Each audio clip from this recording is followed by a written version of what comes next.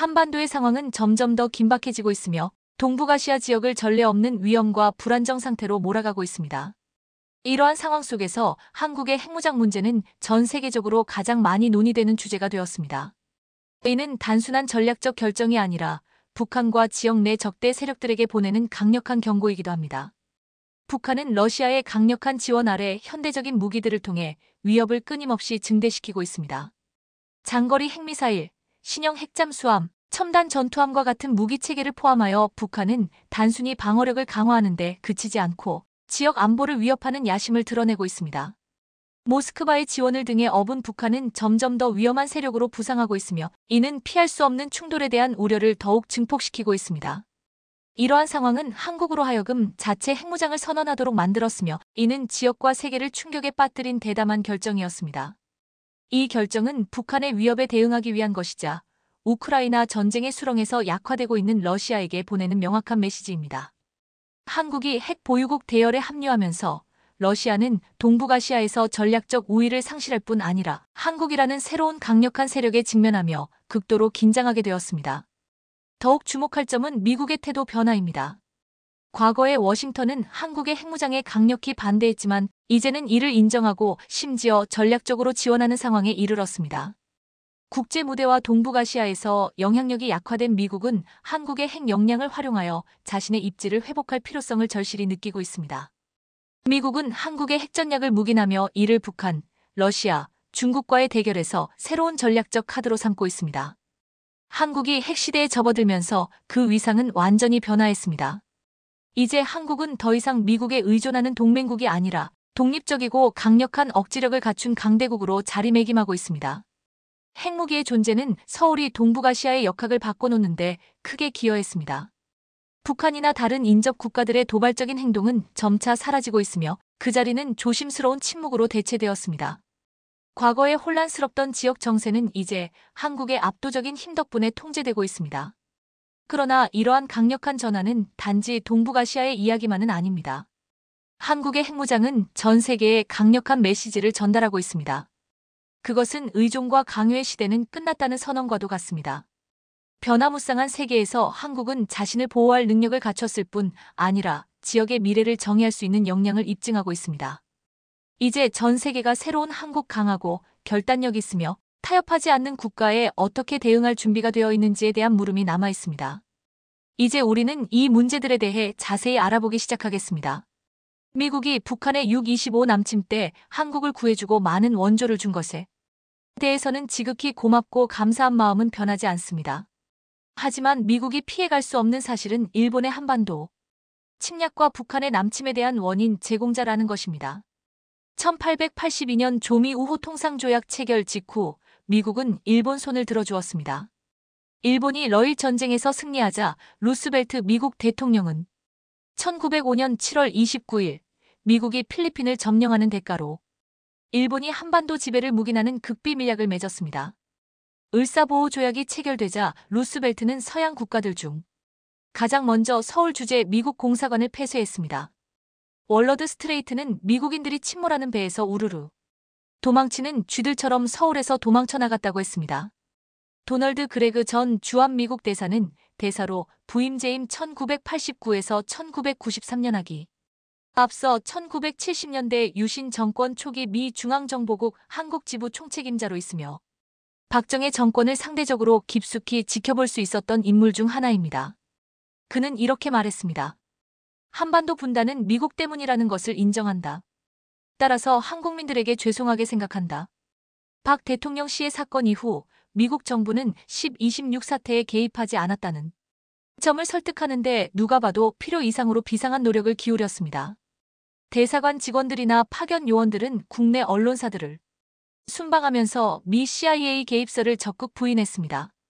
그러나 당시 미 대사관의 정무관계 직원과 CIA 요원, 주한 미팔군 요인들은 한국의 정계와 행정부, 군부와 잦은 접촉을 하고 있었음을 정관계 관련 인물들 치고 모르는 사람은 없었습니다.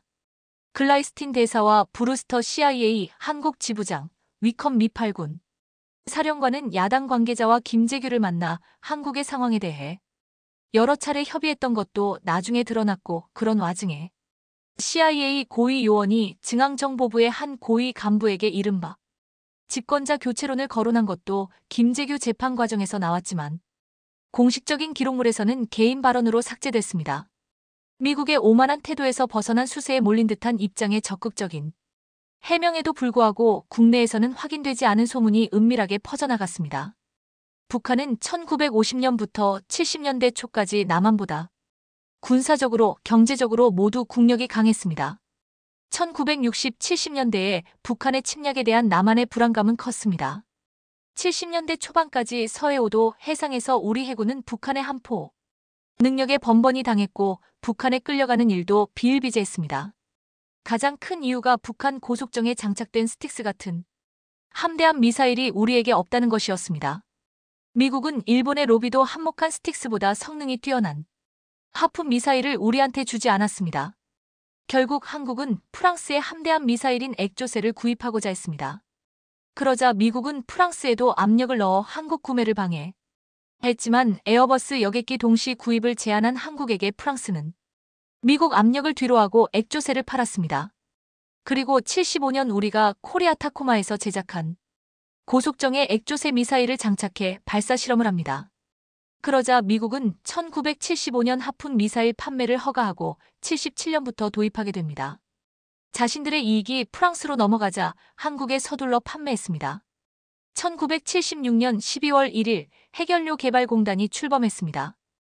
핵연료개발공단은 극비리의 화학처리 대체 사업 일명 핵연료 국산화 사업으로 위장해서 재처리 시설 국산화 작업에 돌입했습니다. 한편에선 기기장치 개발 사업이라는 위장 명칭하에 연구용 원자로 국산화 개발이 시작됐는데 전국 7개소의 분산 배치에 극비에 추진했습니다. 1978년 한국에서 은밀하게 추진하던 증수 핵연료봉 공장 시설이 어쩔 수 없이 공개되자 미국은 충격 정도가 아닌 아예 공황 상태에 빠졌습니다. 관련 부서와 정보원들이 문책당하고 미국은 전례가 없는 고위 조사단을 꾸렸습니다.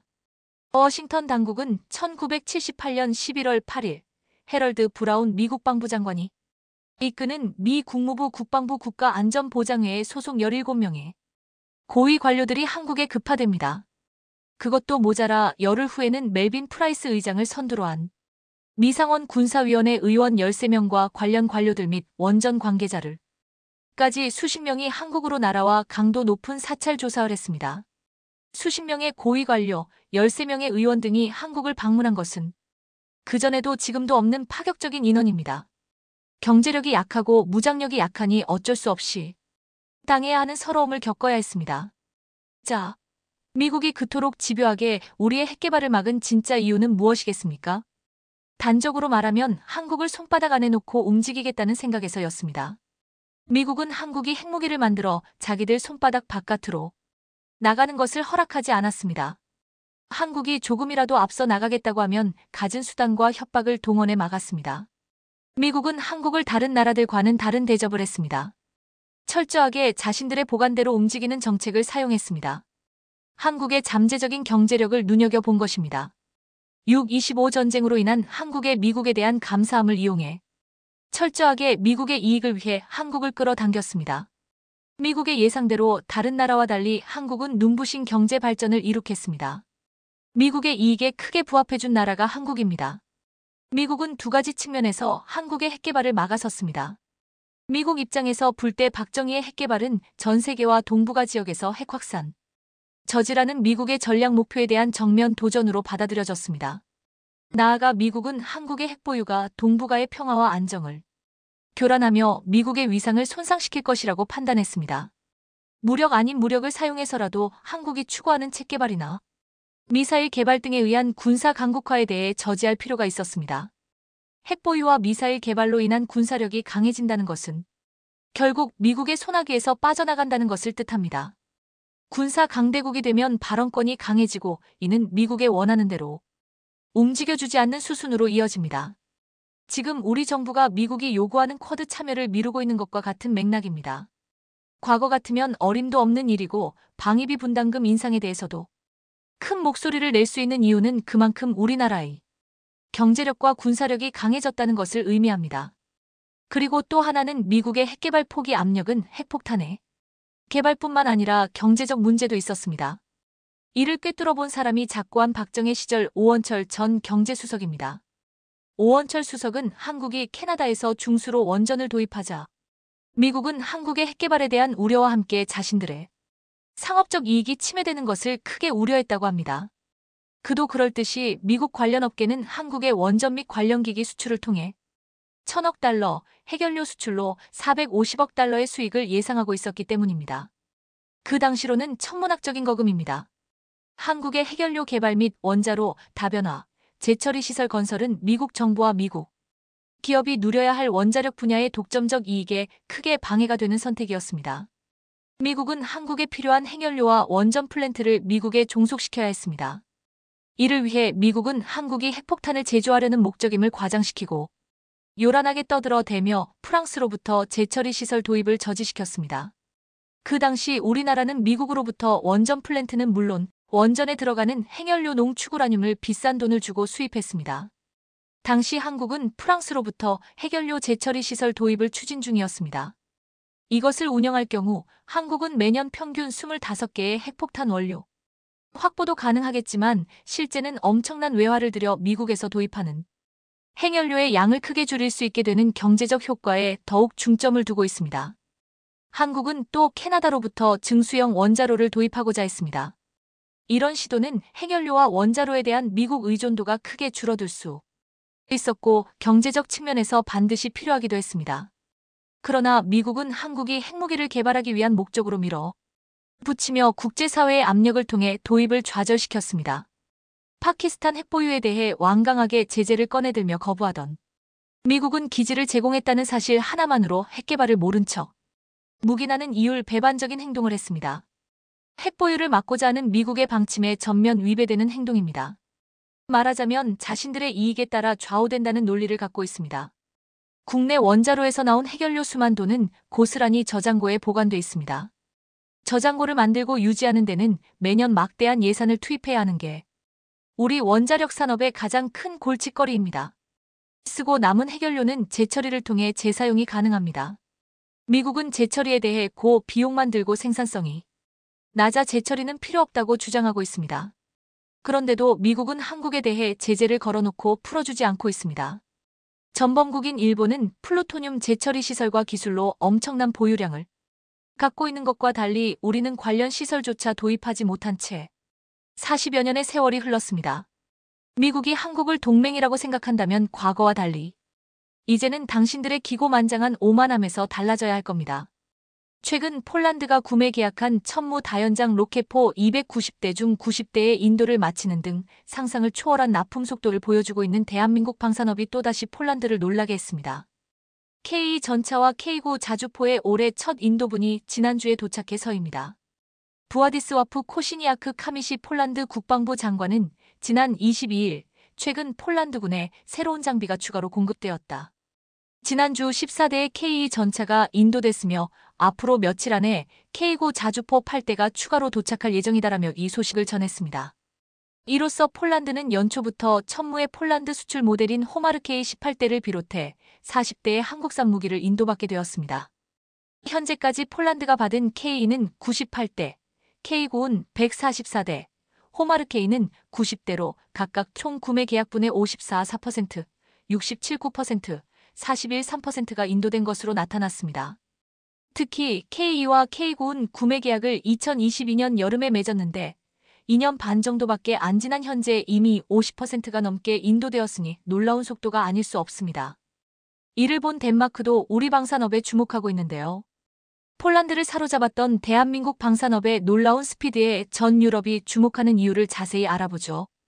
지난 19일 메테 프레드릭센 덴마크 총리는 총리실에서 기자회견을 열어 올해와 내년 국방비를 500억 크론에 약 10조 원 추가 편성한다고 공식 발표했습니다.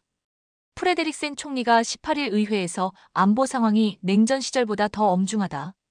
대대적 재무장에 나서야 한다고 말했던 거에서 어느 정도 예상할 수 있었던 내용이었습니다.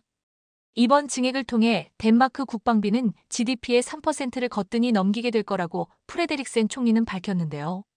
덴마크는 이미 작년에도 국방비를 10년간 총 1,900억 크론에 약 38조 원을 증액한다는 계획을 세웠는데 그 속도를 더욱 빠르게 하겠다는 겁니다. 이날 프레데릭센 총리는 국방비 추가 편성을 발표하면서 국방부 장관에게 전하는 메시지는 단 하나다. 무기를 사고 또 사라. 중요한 건 오직 스피드다라며 무기를 가능한 빨리 대량으로 구매할 것임을 밝혔습니다. 그러면서 최상의 무기를 구매할 수 없다면 차선책을 써야 한다. 만약 우리가 원하는 무기를 구매하는데 너무 오래 걸린다면 보다 신속히 인도될 수 있는 다른 것을 선택해야 한다며 무기의 질만큼 납품 속도도 중요하다는 것 또한 강조했습니다. 이번 프레데릭센 총리의 국방비 증액과 무기의 신속한 대량 구매 필요성 강조는 이전의 덴마크의 정책을 생각하면 다소 이례적이라 할 수 있습니다. 과거 덴마크는 오스트리아와 스웨덴, 네덜란드와 함께 EU의 재정검소 사국으로 불릴 정도로 국방비에 돈을 크게 쓰지 않는 나라였기 때문입니다. 실제 나토의 NATO 자료에서도 덴마크의 국방비는 우크라이나 전쟁이 발발한 2022년까지 GDP의 1.1%에서 1.3% 정도에 불과했습니다. 그러던 게 우크라이나 전쟁 발발 다음 해인 2023년에는 국방비 지출이 GDP의 2.1%를 기록해 사상 처음으로 2% 이상을 기록했고 작년에는 2.37%로 늘어나는 등 우크라이나 전쟁 후 덴마크는 국방비를 크게 늘리고 있습니다. 이번에 발표한 대로 국방비가 GDP의 3%를 넘기면 작년에 미국이 기록한 GDP 3.38%에도 근접하는 수준이 됩니다. 프레데릭센 총리는 다시는 국방비를 삭감하지 말자. 두 번 다시 일어나서는 안 될 일이라며 앞으로도 이런 기조를 유지할 것임을 분명히 했습니다. 덴마크가 GDP 대비 지출 비중으로는 미국과도 맞먹을 정도로 국방비를 늘리려 하는 1차적인 이유는 앞서도 말씀드린 우크라이나 전쟁입니다. 특히 도널드 트럼프 미국 대통령이 몇 주 안에 종전을 할 수 있다면서 러시아에 대한 안전 보장을 우선시하고 있는 유럽 국가들의 의사와는 다른 움직임을 보이려 하고 있다는 걸 생각하면 더욱 그렇습니다. 전쟁이 러시아에 매우 유리한 방향으로 종결될 가능성이 아주 커진 상황이기에 러시아에 대한 대비책은 더욱 중요하게 되었죠. 하지만 이건 덴마크만이 아닌 다른 유럽 국가들에게도 해당되는 것이고 덴마크가 급한 이유는 또 하나 있습니다. 덴마크 입장에서는 러시아보다도 더 크고 직접적으로 와닿을 수 있는 건데요.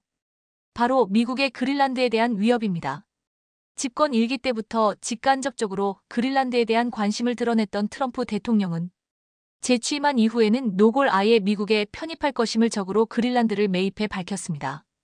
같은 나토 가입국으로서 가장 막강한 동맹이라 할 수 있었던 미국이 한순간에 가장 위협적인 적 중 하나가 될 수 있게 된 겁니다.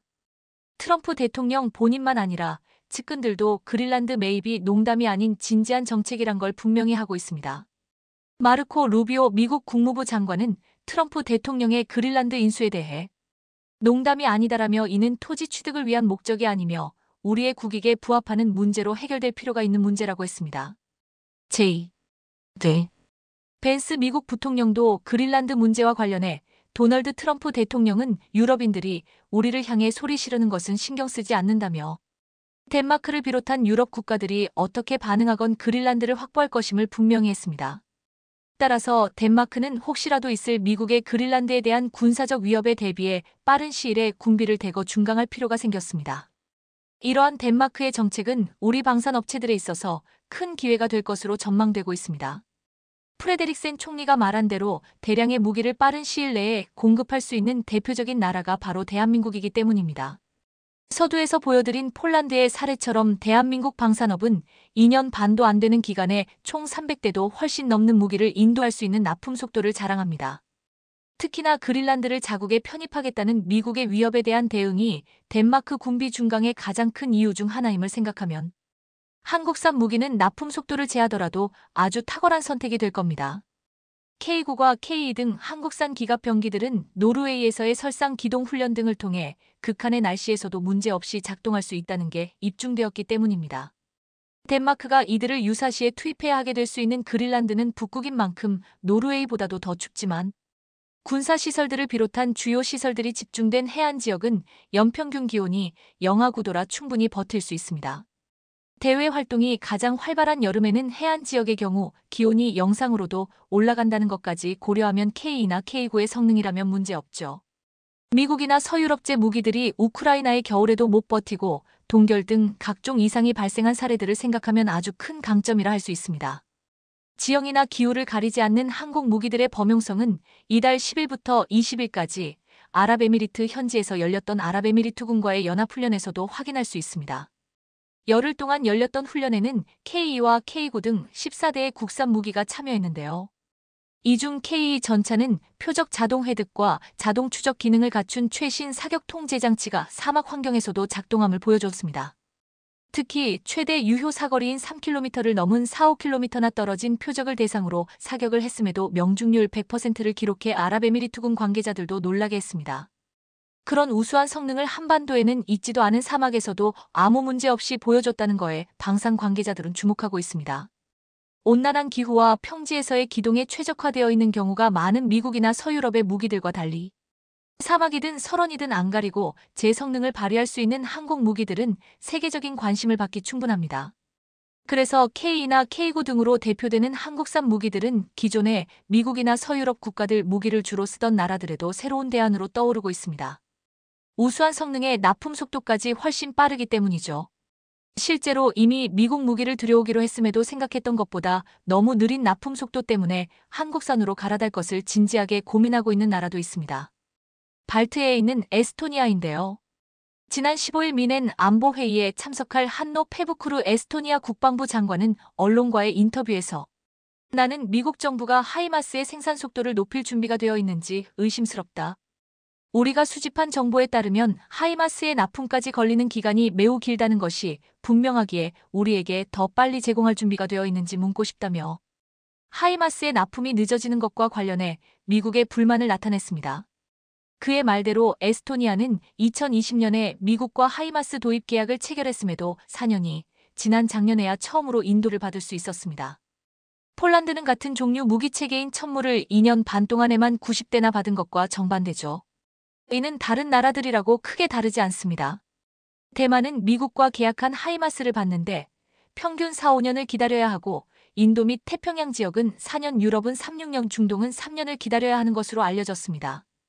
그러니까 우크라이나 전쟁 발발 직후 그 대응으로 하이마스를 계약했다 해도 인도 받을 때에는 이미 종전이 되어 있어도 이상할 게 없다는 겁니다. 하이마스 납품이 늦어지고 있는 것에 대한 대안과 관련해 페부루크 장관은 천무를 꼭 집어 거론했습니다.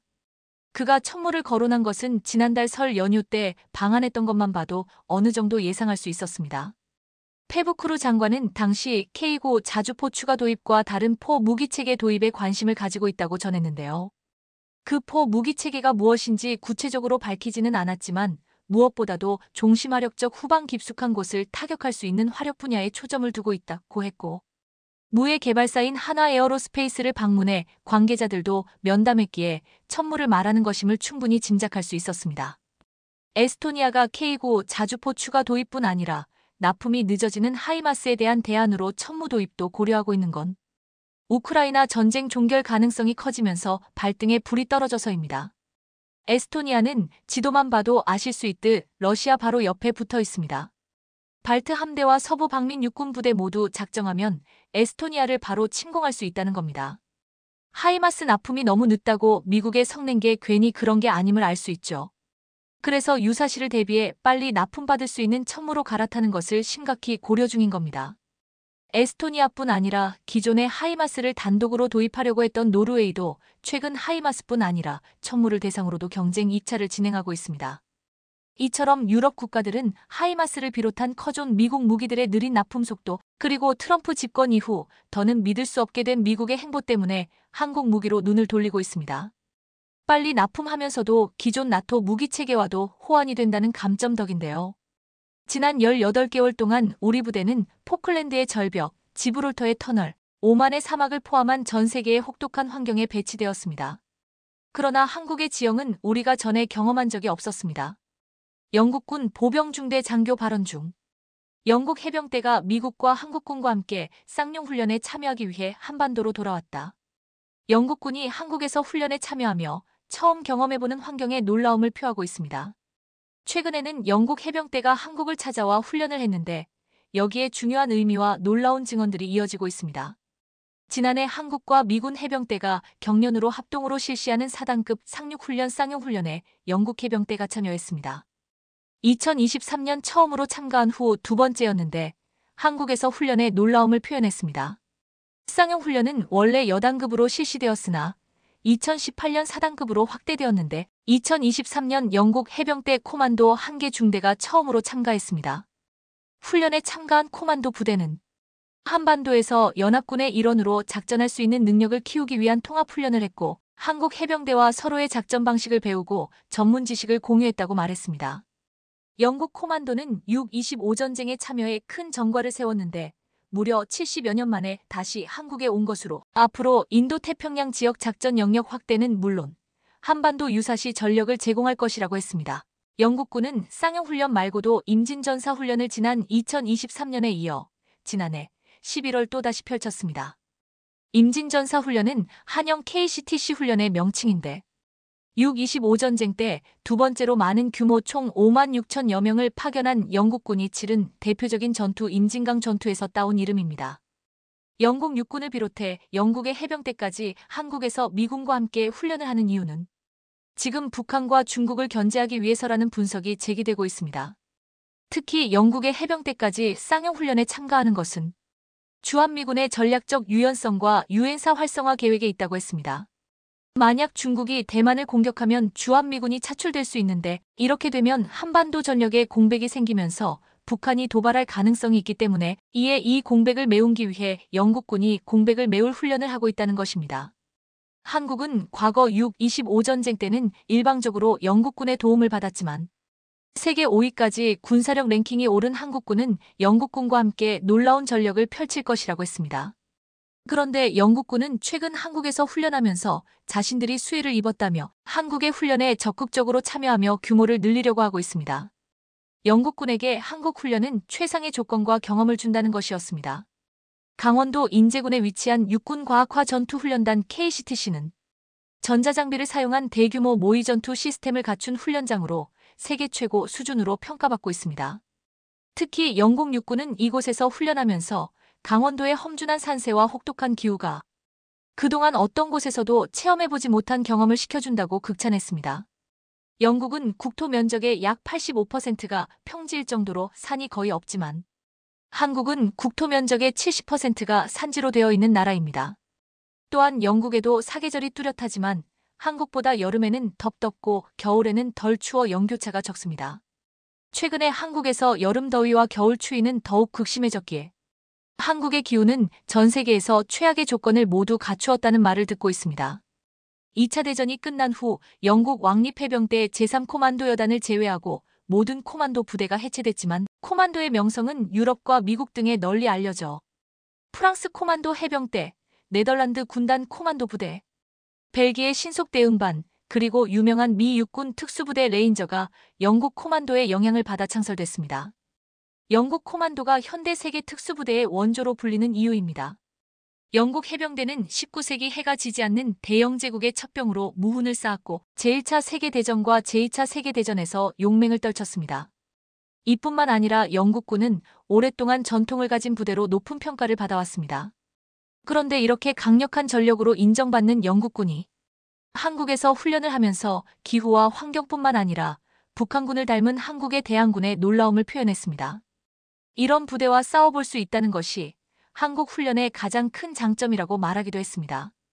지난 2023년 10월 영국군이 중대급 규모로 강원도 과학화 전투훈련단을 찾아와 힘겨운 훈련을 벌였습니다. 무박 3일로 치러져 전차, 장갑차, 자주포, 헬기, 드론과 무인기 270여 대가 투입되었다고 했습니다. 그런데 영국군은 함께 공세를 펼치던 국군 훈련부대가 뒤처지자 이를 못 참고 홀로 돌파하다가 고립되었습니다. 이에 상대 부대에게 포위되며 집중 공격을 받았는데 마지막에 탄이 떨어지자 돌까지 던지면서 끝까지 저항했다고 했습니다. 상대 부대를 얕보다가 완전히 당했다고 했는데 영국군은 순간 과몰입해서 돌까지 던지며 버티려고 했다고 했습니다. 한국 내 커뮤니티에서는 당시 훈련장에서 보았던 목격담이 등장했는데 자신이 영국군이랑 같이 정갈부대를 상대했는데 완전히 당했다며 너무 밀리니까 나중에는 일부러 1차 통제선도 내주었다고 말했습니다. 그는 겉으로 보기에 영국군이 피지컬이 좋아서 기대했는데 나중에 통제관한테 들으니 전멸당했다고 했습니다. 그러면서 당시 상대한 무시무시한 북한군으로 보이는 부대의 사진을 게시했습니다. 이 부대는 북한군이 아닌 강원 인제 홍천 육군과학화 전투훈련장에서 북한군 역할을 담당하는 전문 대항군 가상의 적부대로 군 유일의 북한군 전문 대역 부대였습니다. 단 한 번도 싸워서 패한 적이 없다는 전설의 부대, 바로 그 정갈부대입니다. 이번에 영국에 앞서 세계 최강의 무기를 자랑하는 미군도 당해내지 못했다는 부대였습니다. 영국군은 무참한 패배에 적지 않게 충격을 받고 돌아가 놀라운 발표를 했습니다. 영국 육군이 매년 한국의 과학화 접투 훈련장 KCTG에서 훈련을 하겠다는 것이었습니다. 언론에서는 영국은 국토 면적의 약 85%가 평지라서 산이 별로 없기에 강원도의 험준한 산세에 매료되어 매년 이곳을 찾아 실전적인 훈련을 하겠다고 보도했습니다. 영국군은 2022년 소대급이 처음 참가하고 지난해엔 규모를 늘려 중대급이 참가했는데 이제 매년 실시하는 정례화 방안을 추진하기로 했다고 했습니다. 그런데 군사 전문가들은 영국군이 강원도에서 훈련을 하는 것이 단순히 산악지형에서 훈련하기 위함이 아니라고 했습니다. 여기에는 최첨단 훈련 시스템과 더불어 어떤 부대도 이길 수 없다는 무시무시한 한국의 특수부대가 있기 때문이라고 했습니다. 북한군으로 위장한 정갈부대와 험악한 지형에서 싸워서 실전 감각을 키우려고 하는 것입니다. 영국군은 최근 이스라엘 전쟁으로 인해 가자 지역에 배치될 수 있다는 보도가 나오고 이미 러시아 우크라이나 전쟁 지역에 일부 투입되어 있다는 사실도 전해진 바 있습니다. 또한 미군과 함께 후티 반군 공습에도 참여하고 있습니다. 지금 영국 내에서는 러시아와 같은 나라와 전쟁할 경우를 대비해서 수만 명 규모의 시민군을 동원할 수 있도록 훈련하고 장비를 갖춰놔야 한다는 말까지 나오고 있습니다. 영국은 지금 실전 경험이 필요한데 이를 한국에서만큼 잘 배울 수 있는 곳이 없다고 했습니다. 영국군은 이미 지난해 오만의 사막이나 노르웨이의 북극 지형의 환경에 대응하기 위해 중앙 아메리카 북동부에 위치한 벨리즈 정글에서 훈련을 벌인 바 있습니다. 그들은 생애 처음으로 정글을 보았습니다. 도착하자마자 더위 속에서 높은 습도 때문에 충격을 받았습니다. 우리가 5에서 10m 내에 있을 때 탐색하고 적의 위치를 감시하는 것은 정말 어려운 일이었습니다. 높은 온도와 습도 때문에 여기에 파견된 모든 군인이 완전히 훈련을 수행하지 못했습니다. 그들 중 일부는 결국 열병으로 인해 대피했습니다. 이렇게 덥고 습한 정글에서 훈련을 받은 영국군은 극한의 상황에서 훈련하는 것도 의미가 있었지만 별 큰 도움이 되지 않았습니다. 당장 전쟁이 벌어지는 우크라이나의 험한 산세와 추위, 가자 지역 등에서 강력한 적과 싸우는 실전 훈련이 필요했습니다. 그 해답을 한국에서 찾은 것입니다. 영국군이 험한 산세에서 손도 쓰지 못하고 당했다는 한국의 정갈부대는 놀라운 존재였습니다. 정갈부대는 부대원 모두가 최고의 능력을 가진 특급 전사로 이루어져 실전과 다를 바 없는 전투 훈련에서 패배를 용납하지 않는 무적의 부대로 평가받고 있습니다. 이 부대는 대한민국 육군이지만 복무 기간의 절반가량을 북한군 군복을 입는데 별칭이 적갈부대인데 산악 정갈처럼 신속하고 은밀하며 치명적인 공격으로 유명합니다. 정갈부대는 혹독한 훈련 과정을 통과해야 자격이 부여되고 20발 사격 훈련에서 대부분 20발을 명중시키고 800M 고지를 한 차례도 쉬지 않고 뛰어오를 정도의 놀라운 전투력을 갖추고 있습니다. 400km 행군도 너끈히 해내야 합니다. 또한 정갈부대원이 되기 위해서는 간부도 병사도 모두 정갈교육대에서 6일간의 교육을 받으며 교전기술, 전투대형, 독도법, 통신장비 사용법, 전투부상자처치 등을 익혀야 합니다. 이 기간 교육생들은 무박 3일간 공격방어 훈련을 실시하며 실전과 똑같은 상황을 경험하게 됩니다. 정갈부대는 적보다 강한 적, 적보다 지독한 적을 구호로 가지고 있으면서 북한군 대신 스파링 파트너 역할을 하지만 사실상 북한군보다 훨씬 더 강력한 훈련부대로 평가받고 있습니다. 이 부대는 한국군의 실전 전투력을 강화시키기 위해 북한군의 특성을 그대로 모방해 적용합니다. 산악지형에 특화된 북한군이 총을 한 손으로 잡고 내달리는 방식인 한손 파지법을 사용하기도 하고 통신장비가 열악한 적군처럼 전장 상황을 육성 릴레이로 전파해 적의 위치와 소대장의 지시사항을 모든 소대원에게 정확히 전달하는 모습을 보여주기도 합니다. 놀랍게도 이 부대는 한 번도 패배한 적이 없고 상대 훈련부대가에 배나 많은 병력을 투입해도 사망자를 4배 가까이 기록한 사례도 있습니다. 강원도 인제에 있는 과학화 전투 훈련단에 가면 험준한 산세에 도사리고 있는 정갈부대를 만날 수 있습니다. 이들은 뛰어난 전투력과 변화무쌍한 전술로 훈련부대를 압도하는 모습을 보여줬는데 육군 야전부대와 연십회 이상 훈련을 하고 주한미군도 1년에 3차례씩 맞붙고 있습니다. 지난해 10월에는 5개국 8팀이 참가한 국제과학화 전투 훈련 경연에 참가해 한미연합군의 카운터 파트너로 맞붙기도 했습니다. 정갈부대는 최신 장비로 무장한 미군을 상대로도 밀리지 않은 모습을 보여주었는데 미군은 스트라이커 장갑차 휴대용 드론 등 최신 장비를 동원해 정갈부대는 장비나 무기에서는 열세가 있었지만 지형과 기상을 이용한 기만 작전을 펼쳐서 미군 대대를 완벽하게 섬멸했다고 했습니다. 지형을 속속 파악해 아군이 유리한 곳으로 상대를 유인했고 상대가 익숙하지 않은 기상 조건에도 충분히 대비돼 있었다는 것입니다. 이후 미군 측은 정갈부대와 훈련하는 횟수를 늘리길 원했다고 했습니다. 세계 유일의 분단 국가이자 휴전국인 한국은 북한군보다 더 강력한 정갈부대를 만들어 훈련하고 있는다. 이를 세계적인 IT 강국답게 세계 최고의 과학화 전투 훈련단 KCTC를 만들었습니다. KCTC는 초기에는 미국을 모방해 만들었지만 이제는 세계 최고로 불리고 있습니다. 영국의 한 군사 매체는 한국 KCTC에서 훈련했던 스코틀랜드 근위대 한 중대가 임진전사 훈련을 마치고 돌아온 후일담을 기사로 자세히 보도했습니다. 기사에서 이 부대가 현장을 고백한 내용은 이러했습니다. 그곳에서 그들은 한국의 산악 환경에서 작전을 수행하며 어려움에 직면했습니다. 울창한 숲과 가파른 산은 세계의 다른 어떤 곳과도 비교할 수 없었습니다. 여기 낮에는 섭씨 20도에서 밤에는 섭씨 5도까지 기온이 오르내리는 악천후 조건이 더해집니다. 항해부터 장비와 병력 이동까지 한국의 산은 보병 중대에게 독특한 환경을 제공할 뿐만 아니라 적군에게도 많은 방어적 이점을 제공합니다. 8소대 시중대의 경비병체는 그 지형을 다음과 같이 묘사했습니다. 정글로 뒤덮인 벤네비스 산 같아요. 산이 엄청나게 가파르고 숲이 너무 빽빽해서 몇 미터 앞도 안 보여요. 중대는 파병된 대한민국 육군 부대로부터 교훈을 얻어 임시 기지에 적응했으며 이 훈련을 통해 군인들이 앞으로 유사한 지형에서 효과적으로 작전을 수행할 수 있는 귀중한 경험을 얻었습니다. 시중대 이사령관인 해미쉬 스튜어트 대위는 다음과 같이 말했습니다. 지난 18개월 동안 부대는 포클랜드의 절벽, 지브롤터의 터널, 오만의 사막을 포함한 전 세계의 혹독한 환경에 배치되었습니다. 그러나 한국의 지형은 우리가 전에는 경험한 적이 없는 것과 같습니다.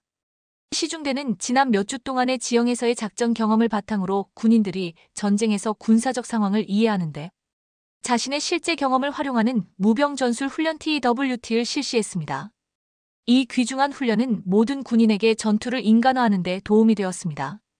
이 기사는 한국에서 훈련이 얼마나 굉장했고 얼마나 큰 도움이 되었는지를 생동감 있게 설명해 주었습니다.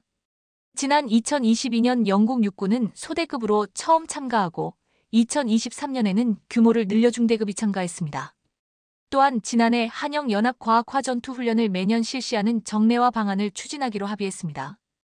영국군은 6.25전쟁 당시 임진강 근처에서 중공군 세계 사단에 맞서 싸운 정신을 계승한다며 한국에서 훈련을 임진전사훈련이라 이름을 붙였습니다.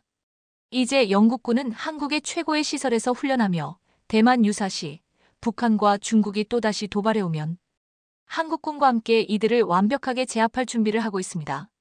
중국의 군사 전문가들이 충격적인 보고서를 발표하며 중국 전역에 경악을 불러일으키고 있습니다.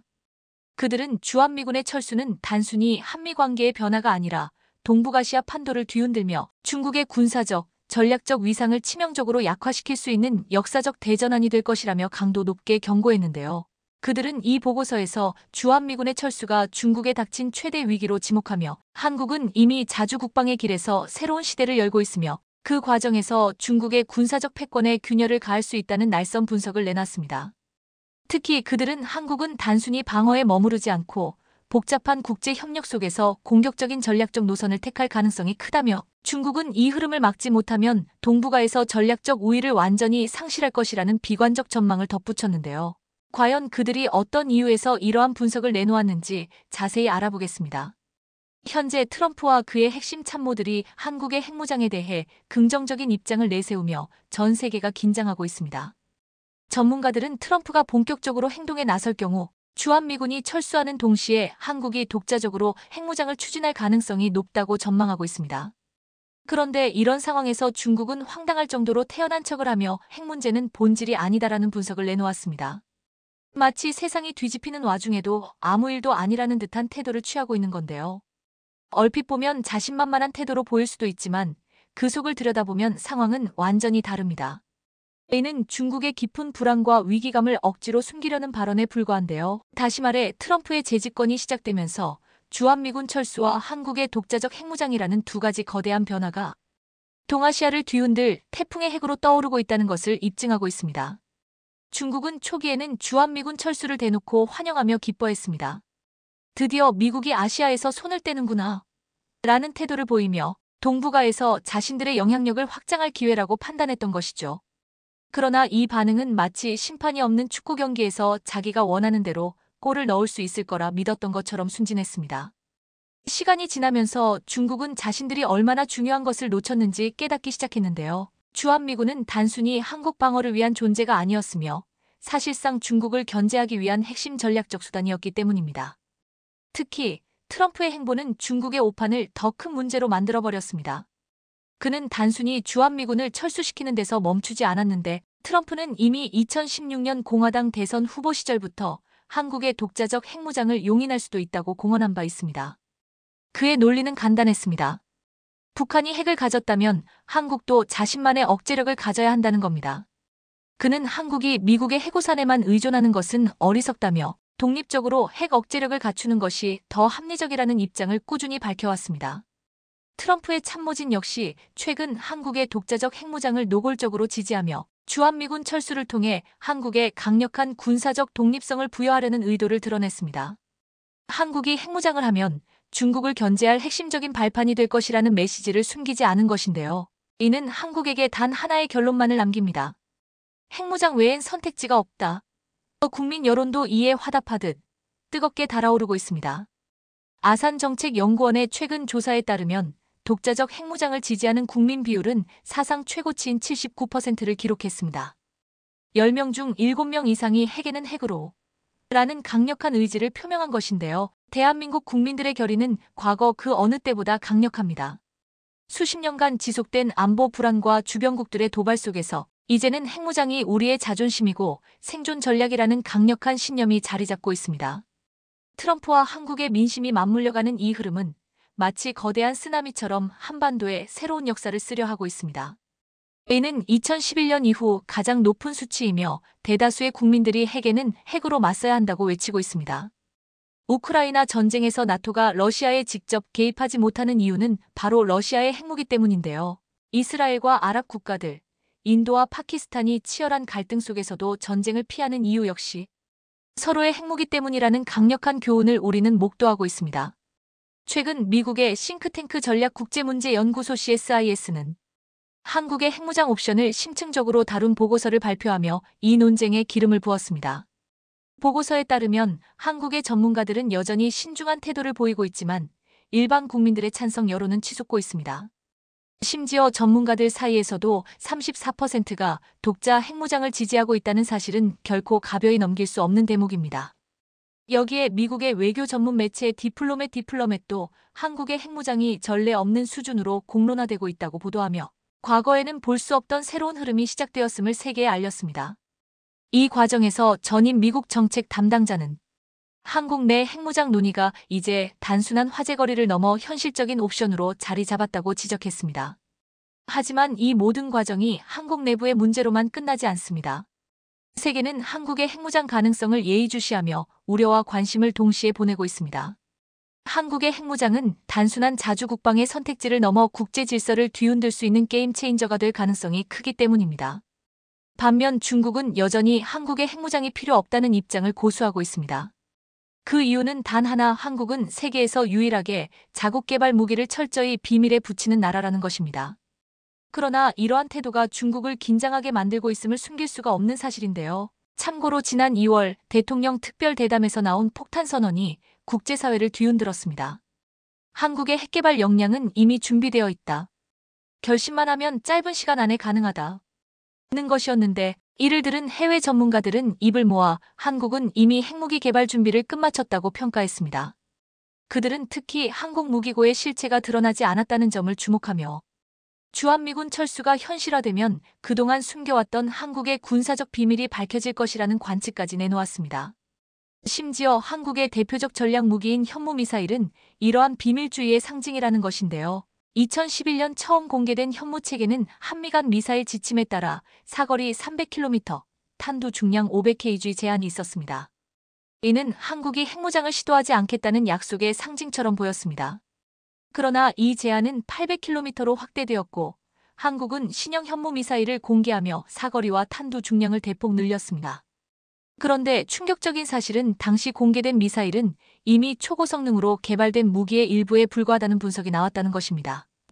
한국은 미국의 견제를 피하기 위해 지침에 맞는 저성능 버전을 먼저 공개했을 뿐이라는 전문가들의 지적은 국제사회를 혼란스럽게 만들었는데요. 실제로 2010년 한국은 이미 사거리 1500km에 달하는 현무미사일을 실전 배치해 중국 주요 도시를 타격할 수 있는 능력을 갖췄다는 사실이 드러났습니다. 이 소식이 알려지자 중국은 충격과 공포에 빠졌습니다. 그 이후 중국은 한국의 무기체계를 공개하라고 압박하기 시작했지만 한국은 이를 철저히 비밀에 붙이며 묵묵히 자주 국방의 길을 걸었습니다. 결국 한국은 고위력 현무탄도 미사일을 실전에 배치했다고 전격 발표했으며 2022년 국군의 날 행사에서는 해당 미사일의 영상이 공개되었고 2023년에는 발사 차량 실물까지 공개되며 이목을 집중시켰습니다. 하지만 여전히 정확한 정보나 명칭은 알려지지 않았습니다. 게다가 2022년과 2023년에 공개된 미사일 체계가 서로 다르다는 사실이 드러나면서 혼란은 극에 달했는데요. 이 미사일이 현무4인지, 현무5인지, 혹은 현무6인지조차 불분명한 상황입니다. 더욱 놀라운 것은 북한 매체가 2021년에 탄두 중량 8톤에 달하는 고위력 탄도 미사일을 한국이 개발 완료했다는 소식을 폭로했다는 점입니다. 북한은 이 미사일이 3000톤급 잠수함에서 시험 발사되었다고 보도하며 구체적인 스펙을 언급했는데요. 이는 한국이 북한뿐 아니라 주변국을 압도할 무기를 이미 손에 쥐고 있다는 사실을 의미합니다. 2023년 2월 오스트리아의 연구기관이 민간 위성이 촬영한 한국 일대의 사진을 공개하며 또 하나의 충격을 던졌습니다. 사진에는 발사 차량으로 보이는 거대한 물체가 포착되었으며 크기 분석 결과 총 중량이 36톤에 달하는 괴물 미사일일 가능성이 제기되었습니다. 중국의 군사 전문가는 한국이 그 어디서도 볼 수 없는 괴물 같은 미사일을 만들고 있다며 이 미사일은 심각한 군사 경쟁을 유발할 것이라고 지적했습니다.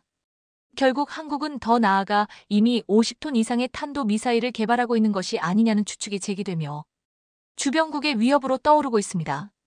주한미군 철수 가능성에 대해 한국이 조용히 대응하는 이유도 여기에 있다는 분석이 나오고 있는 것입니다. 한국은 지금까지 핵무기를 가지지 않고도 평형을 유지해온 드문 국가로 현재의 대한민국은 누구도 쉽게 건드릴 수 없는 강력한 나라가 되었다는 것을 보여주고 있는데요. 이 상황은 중국에게 있어 완벽한 악몽과도 같았습니다. 주한미군의 철수는 처음엔 중국에게 호재처럼 보였으며 미국의 발길이 멀어진 틈을 타 동북아에서 패권을 강화할 수 있을 거라 착각한 것이죠. 그러나 그 이면엔 한국의 독자적 핵무장 가능성이라는 폭탄이 숨겨져 있었습니다. 미국이 떠난 자리는 공백이 아닌 더 강력한 억제력, 즉 한국의 핵이 채우게 될 것이었고 이는 동북아시아의 힘의 균형을 뒤집을 치명적인 게임 체인저로 떠오를 것입니다. 이 변화는 단순한 군사적 대응이 아닙니다. 이는 중국이 오랫동안 지켜온 동북아에서의 전략적 우위를 송두리째 빼앗고 고립과 내부 혼란으로 몰아넣을 신호탄입니다. 더 놀라운 사실은 이러한 변화가 단 2년이라는 짧은 시간 안에 현실화될 수 있다는 것입니다. 이제 중국은 선택의 기로에 섰습니다. 패권을 지키기 위해 무리수를 두느냐 아니면 변화의 물결에 휩쓸리느냐. 그러나 한국이 준비한 압도적인 군사력과 더불어 독자적 핵무장까지 이루어진다면 이런 선택은 이미 무의미한 것이 될 것입니다. 일본이 수십 년 동안 독도를 두고 우리 땅이다 라고 외치던 상황이 이제는 마치 자기들이 주인이라도 된 것처럼 아주 슬금슬금 독도 근처로 기어들어오고 있습니다. 아니, 어디서 이런 뻔뻔함을 배우고 왔는지 기가 막힐 노릇인데요. 광복절을 사흘 앞둔 작년 8월 12일 독도 동남쪽 영해 20km 지점에 일본 해상자위대 소속 소해함 한 척이 출몰한 사실이 뒤늦게 밝혀졌습니다. 더 충격적인 건 독도 인근 영해까지 접근한 건 최근 5년 동안 처음 있는 일이었으며 마치 자신들의 동네라도 되는 듯 나흘에 한 번꼴로 독도 인근 해역을 드나들고 있었다는 것입니다.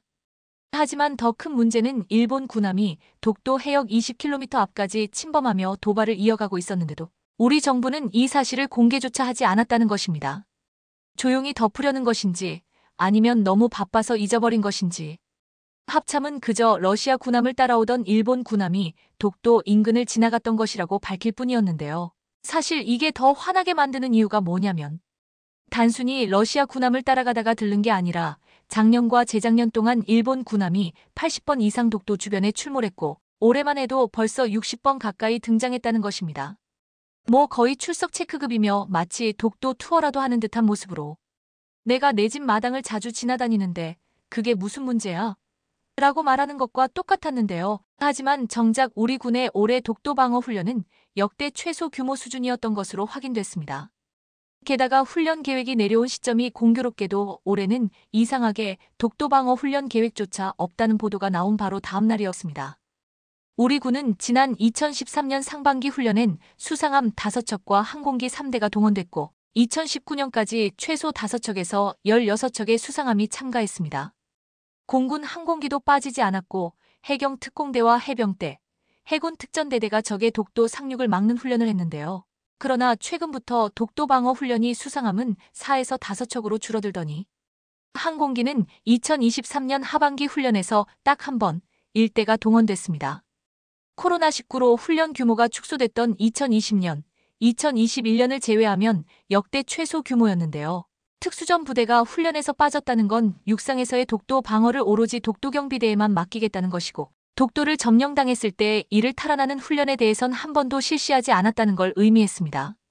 급기야 해군은 상급 기밀이라며 훈련 내용과 규모, 심지어 훈련이 지속된 시간조차 함구했습니다. 이에 군 전문가들은 일본의 해군력이 강하기 때문에 만약 일본이 독도를 전격적으로 점령하려고 한다면 우리나라의 대응이 굉장히 제한적일 수밖에 없다. 이런 상황에서 우리 군이 독도 방어에 대한 충분한 대비를 하지 못한다면 치명적인 안보 공백이 생길 수 있다. 더욱이 최근 독도 주변 해역에서의 일본 자위대의 활동 빈도가 높아지는 것은 단순한 우연이 아니라 전략적 의도를 가지고 계획된 것일 수 있다. 일본 정부는 독도에 대한 영유권 주장을 국제사회에서 꾸준히 제기하고 있으며 이러한 해군 활동은 자신들의 주장을 뒷받침하기 위한 일종의 사전 작업으로 해석될 수 있다. 국제사회에서 독도 문제를 부각시키고 이슈화시키기 위한 계산된 움직임이라는 분석이 나오는 이유다. 라고 경고했습니다. 아니나 다를까 일본은 우리 군의 축소된 훈련을 아주 대놓고 비아냥거리며 도발까지 서슴지 않았는데요. 지난 27일 일본 방위상의 기하라 미노루는 다케시마가 역사적 사실에 비추어도 국제법상으로도 분명히 일본 고유의 영토라는 것을 감안하여 한국의 훈련은 도저히 용납할 수 없는 사실이다. 라며 이번과 같은 유사한 훈련을 포함 그 어떤 훈련도 일절하지 않도록 강하게 항의했습니다. 마치 독도 방어 훈련? 어림도 없다. 독도는 우리 땅이니까 그런 훈련하지 말아라며 나흘에 한 번꼴로 독도 근처를 들락날락하는 존재감을 뽐낸 것입니다. 심지어 일본은 2025년도부터 지역 중학교 교과서에 한국은 근거 없는 강제징용 노동자 문제를 끌고 오고 있으며 독도를 불법 점거했다. 는 내용을 기재하며 왜곡된 역사를 가르치려 하고 있는데요. 일본이 독도에 대한 주권을 주장하면서 한국의 방어 훈련까지 간섭하려는 태도를 보이고 있는 현 상황에서 이 교과서가 검정을 통과했다는 사실은 일본 정부가 이를 묵인했다는 것과 다름이 없습니다. 하지만 이러한 일본의 만행을 응징이라도 하듯 조용히 준비하는 이들이 있었습니다. 작금의 정부도 아니었으며 군도 아니었습니다. 독도는 우리의 영혼이 담긴 땅이며 그 어떤 도발에도 넘을 수 없는 장벽이 될 것이다라. 는 것처럼 70년을 거슬러 올라가 그것을 더욱 상징적인 순간으로 보여준 그녀들이 있었으니 바로 제주 해녀들이었습니다. 이분들 절대 평범한 해녀들이 아니었는데요. 수십 년 전 독도에서 물질을 하며 영유권 수호에 누구보다 앞장섰습니다. 당시 독도 의용수비대 막사를 지을 통나무를 무트로 밀어주기도 했고 독도경비대원 부식을 실은 경비정이 높은 파도에 배를 대지 못하자 헤엄쳐 보급품을 나르기도 했으며 독도경비대가 있던 동도에 물이 동인하자 독도의 유일한 식수원인 물골로 가는 험난한 998개의 계단을 매일 같이 오르내리기도 했습니다. 제주 해녀들의 첫 독도행은 1935년으로 거슬러 올라갑니다.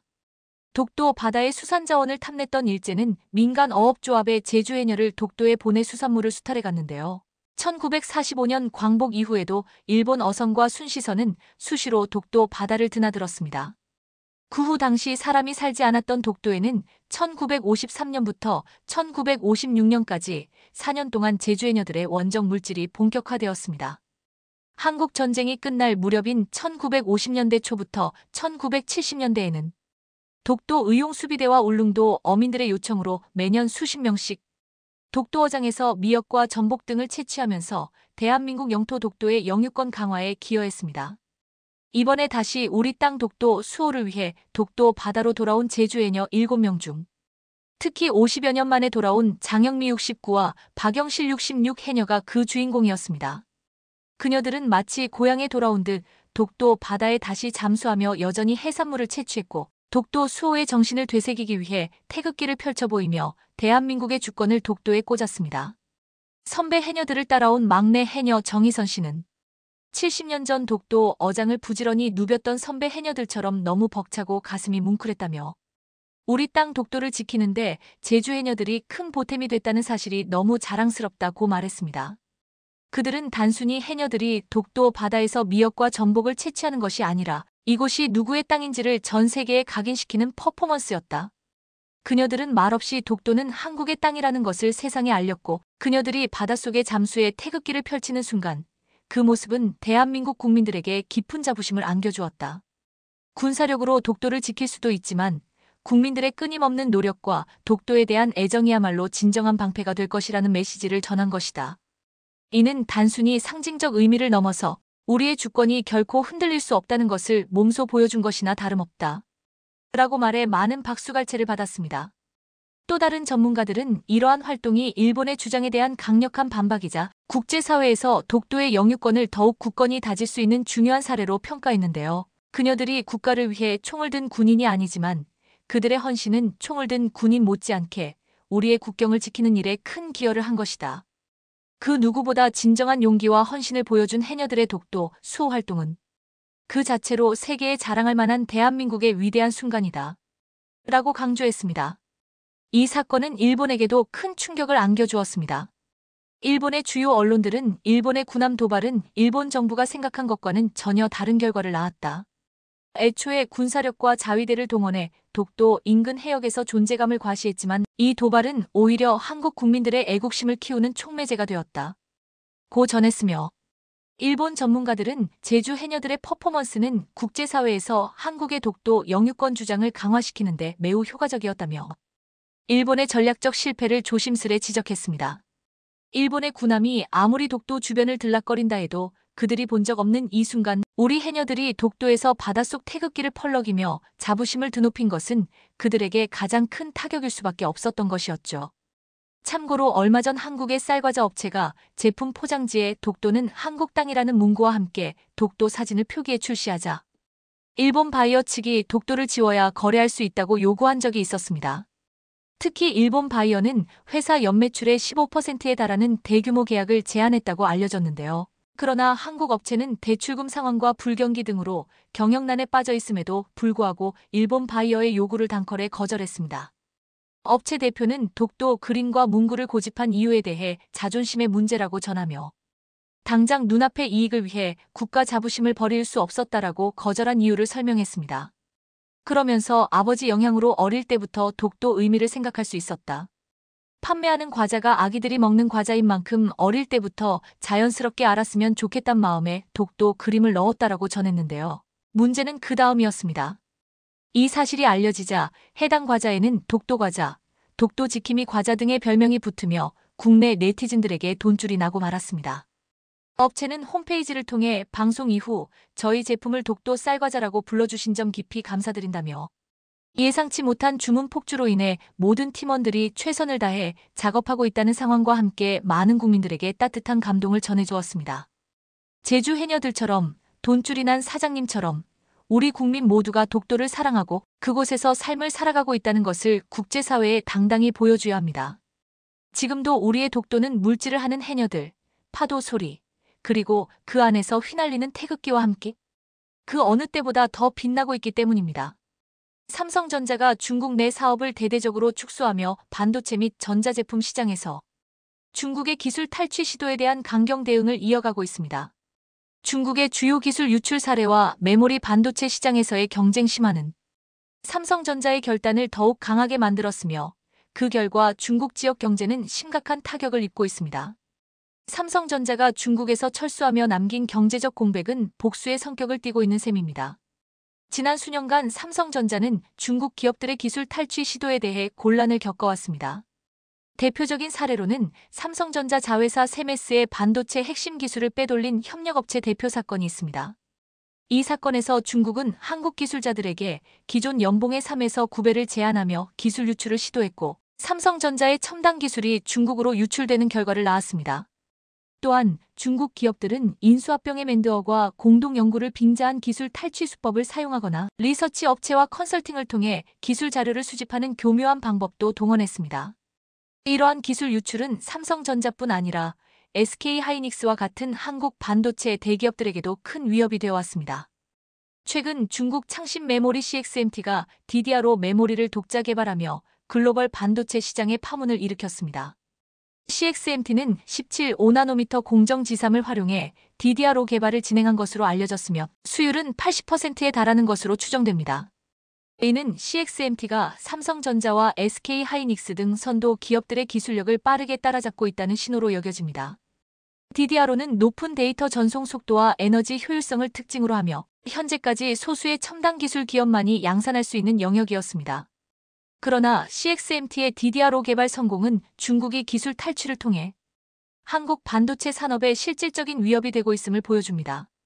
이러한 기술 탈취와 시장 압박에 대응하기 위해 삼성전자는 과감하게 중국 내 사업을 축소하고 철수하기로 결정했습니다. 텐진 TV 생산 공장 폐쇄를 시작으로 선전 통신장비 공장, 후이저우 스마트폰 공장, 수저우 PC 공장 등을 잇따라 폐쇄했습니다. 텐진에서는 법인까지 말소하며 완전히 철수함으로써 중국 사업의 흔적을 지우고 있습니다. 삼성전자는 글로벌 생산 거점의 운영 효율화를 위한 결정이라고 철수의 배경을 설명했지만 사실상 기술 탈취 시도에 대한 복수와 강경 대응의 일환으로 풀이됩니다. 중국은 삼성전자가 떠난 자리를 메우기 위해 노력하고 있으나 삼성전자의 공백은 중국 지역 경제에 큰 타격을 주고 있습니다. 삼성전자의 철수는 단순히 한 기업의 이탈을 넘어 중국 지역 경제에 광범위한 영향을 미치고 있습니다. 과거 삼성전자가 진출했던 텐진은 한때 2,500여 개의 한국 기업이 활발히 운영되던 지역이었습니다. 하지만 중국의 잦은 기술 탈취로 칼을 빼든 삼성이 과감하게 사업 철수를 결정해버리자 다른 주변 한국 기업들의 탈중국이 가속화되며 현재는 그 수가 3분의 1로 감소했습니다. 삼성전자의 철수는 이러한 탈중국 흐름을 더욱 가속화했습니다. 특히 텐진은 삼성전자 공장 폐쇄 이후 실업률이 증가하고 지역 경제가 급격히 위축되었습니다. 과거 삼성전자가 생산하던 제품들은 베트남과 인도 등으로 이전되었으며 이로 인해 텐진의 제조업 기반은 약화되었습니다. 삼성전자가 남긴 경제적 공백은 중국 내 다른 기업들로 채워지지 못하고 있으며 이는 중국 정부의 큰 부담으로 작용하고 있습니다. 삼성전자는 중국에서 철수하는 동시에 베트남과 인도 등으로 생산 거점을 이전하며 글로벌 시장에서의 입지를 강화하고 있습니다. 베트남과 인도는 저렴한 인건비와 안정적인 투자 환경을 제공하며 삼성전자의 새로운 생산 허브로 자리 잡고 있습니다. 이들 국가에서 삼성전자는 기존 중국 공장의 생산량을 대체하고 기술 보완을 강화하며 새로운 시장을 개척하고 있습니다. 한편 삼성전자는 미국과 유럽 등 주요 시장에서의 기술 보호에도 집중하고 있습니다. 미국에서의 반도체 공장 건설은 중국 의존도를 낮추고 미국 정부와의 협력을 강화하기 위한 전략으로 해석됩니다. 또한 첨단 기술 유출 방지를 위한 글로벌 협력 네트워크를 구축하며 기술 보완의 수준을 높이고 있습니다. 중국의 DDR5 개발과 기술 탈취 시도는 한국 반도체 산업에 중요한 교훈을 남겼습니다. 이제 삼성전자와 SK하이닉스는 첨단 기술의 보호와 글로벌 경쟁력 강화를 위해 더욱 철저한 보안 정책을 시행해야 합니다. 또한 한국 정부는 산업기술보호법을 강화하고 기술 유출 범죄에 대한 처벌 수위를 높이는 등 제도적 지원을 제공해야 할 필요가 있습니다. 특히 미국, 대만, 영국 등 주요국들이 기술 유출 범죄를 간첩죄 수준으로 엄격히 처벌하고 있는 점을 참고하여 한국도 보다 강력한 법적 대응 체계를 구축해야 한다는 목소리가 커지고 있습니다. 안녕하세요. 최고 수익률입니다. 최고 수익률이 주식 서비스를 출시했습니다. 여러분들에게 어떤 주식을 사야 하는지, 왜 지금 이 주식을 사야 하는지, 앞으로 한 달 안에 얼마나 오를 수 있을지 등을 매일 자세하게 알려드리고 있습니다. 높은 수익률도 중요하지만 장기간 여러분들이 신뢰하고 안정적으로 수익을 올릴 수 있도록 최고 수익률이 직접 도와드리겠습니다. 국제 정치, 거시경제, 미시경제, 금융 분석, 회계 분석, 산업 분석 등 주식 투자에 필요한 모든 분야에서 최고 수준의 분석을 통해 최고 수익률 구독자분들에게 최고의 주식 서비스를 원래는 월 299만 원에 제공하고 있었지만 선착순 100분에게만 월 49만 원에 제공해드리는 이벤트를 진행하고 있습니다.